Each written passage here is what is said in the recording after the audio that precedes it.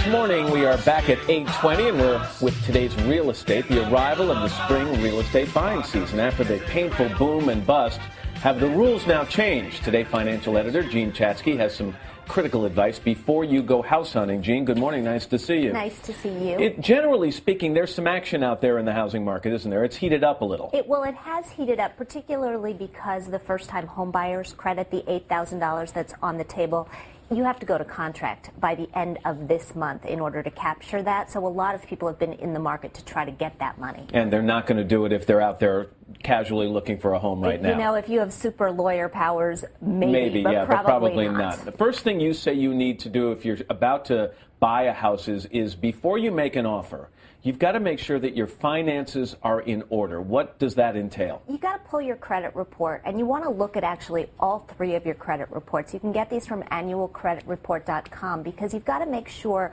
that your credit score attached to those reports is in good shape. It can mean the difference on a $300,000 mortgage of several $100s a month in monthly payment.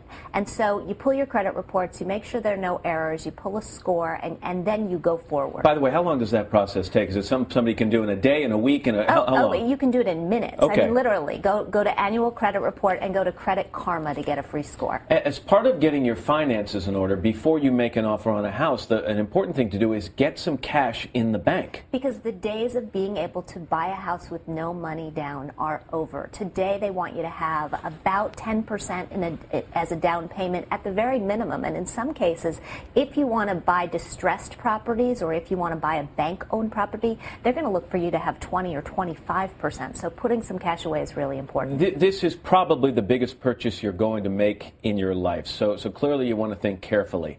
So much talk about interest rates rising, prices are fluctuating. Is this, in your opinion, a good time to lock in a 30-year fixed rate interest? Absolutely. 30-year fixed-rate mortgage right now is about 5.15% for somebody with a good credit score. That is very, very close to the 50-year lows. I know there's some people sitting out there and saying, hey, I saw them in the 4s very recently. They are not going back there. They are only going up. We're heading into a rising interest rate environment. And so, absolutely, it's a very, very good time to lock in that borrowing. However, if you're living in one of the areas of the country where the prices of homes is still going down, you've got a decision to make. How do you weigh rising interest rates with potentially lowering prices? In other words, if you wait, you pay more on your mortgage, but if you wait, you could get a better price on the house. And it's a real concern because if you look nationally, prices are expected to go down another 5% or so into 2011, but you'll make it up on the mortgage. As long as you're going to be in that house for about 5 years, you'll be able to make up the amount that the price drops over the next year or so. All right, so now you've gotten your financials in order. Yes. Now you've got to look at where you can find the best deal, and the old adage in real estate is location, location, location. Right, so you have to look locally to figure out if your community is one of those where prices are on the upswing or prices are going down. You want to go to sites like Zillow.com and PropertyShark.com that can tell you what houses are actually selling for, because you know the old adage that you're just supposed to go in and offer 5 to 10% below whatever they're asking?